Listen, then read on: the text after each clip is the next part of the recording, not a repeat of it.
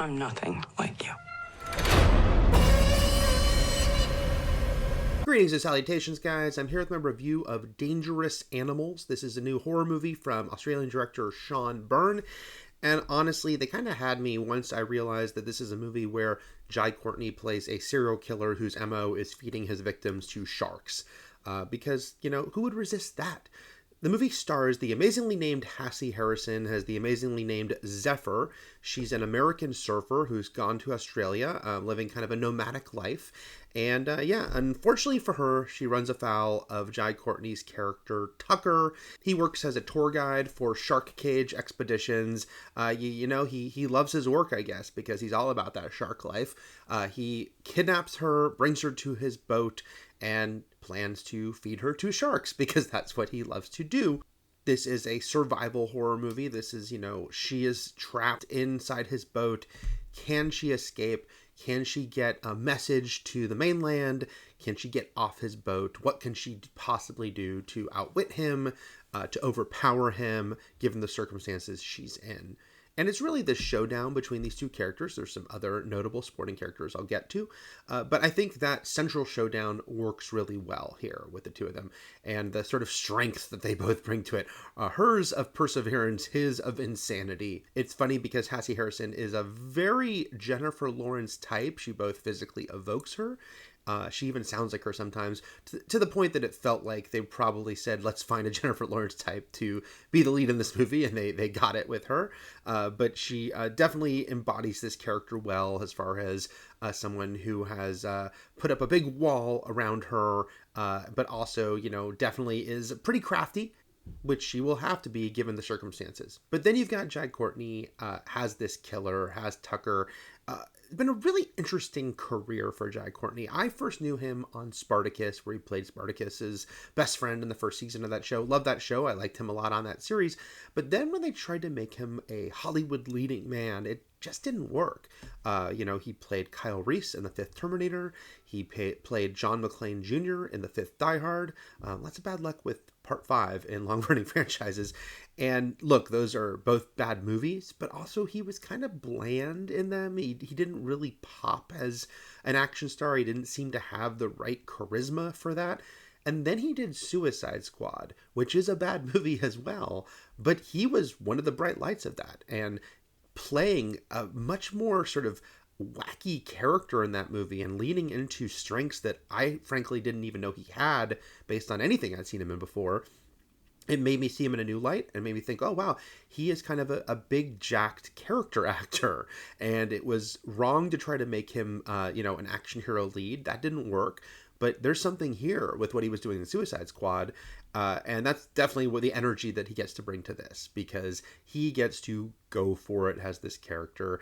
And this character is in some ways a hat on a hat on a hat, in that he is so weird and crazy. I mean, this is a B movie in a really glorious way as far as its central killer, because first of all, he's a guy who works doing shark cage expeditions, who actually is a serial killer who feeds people to sharks, but also that he's got this fetish for recording the deaths, but specifically on VHS. Has to be retro what he's doing. We don't get a full explanation for that, and I don't want it. I'm glad they don't do that. They don't have the monologue about here's why he needs it to be VHS tapes. I like that it's just all these weird quirks and traits. Oh, and he collects a lock of hair from his victims, because of course he does.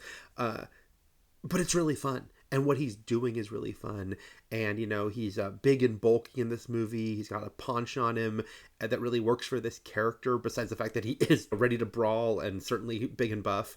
And when he's dancing around in his little underwear and a bathrobe, singing and dancing to a song he loves, I think it really works. It's so fun what they are doing with him as a character and what he is doing playing this character.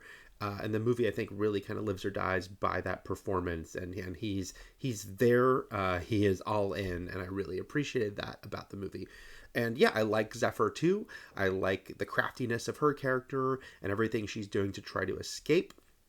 I think one of the weak aspects of the movie is this love story they give Zephyr, because before she gets captured, she hooks up with this guy. She meets a fellow surfer named Moses, played by Josh Houston. And I think the movie puts way too much sort of weight on that. The idea is that this is a character that, yeah, like I said, she's kind of lived a nomadic life and she has no ties anywhere. And maybe this guy symbolizes something that could be a tie somewhere. Maybe he could be, somewhere she could settle down. But I never really cared about that. And they do a lot of intercutting of like his quest, him realizing this girl he just hooked up with, who he thought he was going to meet up with to surf, has vanished. Did she just ghost him, or something more nefarious going on? Him trying to figure that out. But I thought it was a distraction. Honestly, it felt like an extraneous character. We didn't really need that subplot. And when the movie gets a little more self-serious in some of the moments about that relationship, I think it's where it falters. I think they should just embrace sort of their B-movie fun and having, this strong-willed heroine facing off against this psycho killer. I think that's all we really needed. I did like Ella Newton. She plays another person that's been kidnapped by Tucker on this boat, and there's some fun moments with her, and I think she shows just the right amount of understandable panic, but also trying to do her best in a insane situation. So yeah, it's this sort of small focused B-movie experience that I really enjoyed, especially because of how pulpy it was with its central conceit and with its central villain. A few things in the very end, the actual conclusion, I don't think quite land. There's this one really curious choice. I don't want to give a spoiler, so I'll be very vague here, but something happens right near the end that seems like an added beat of like, let's have one more thing of tension happen, but is so kind of pointless. I was like, why did that happen? It felt like there was like a weird note from a producer, like, oh, you should add in one more thing. And it seems so strange that it's even in there. But that aside, I definitely enjoyed the experience of watching this movie, by and large. The love story stuff I could have done without. And I think it sometimes drags the movie down in parts. There's some moments where you're like, oh, I don't need us to take the time for this. But when it's just about the cat and mouse game between these two characters and what's going on between them, and Jai Courtney getting to just show this side of him that we've seen pop up more and more in movies. And I think, it really turns out to be what he was meant to do, is play characters like this. I really dig that. And I hope to see him kind of keep doing films of this sort and characters of this sort, because it's such an interesting place he's found himself in as an actor, and not the expected path.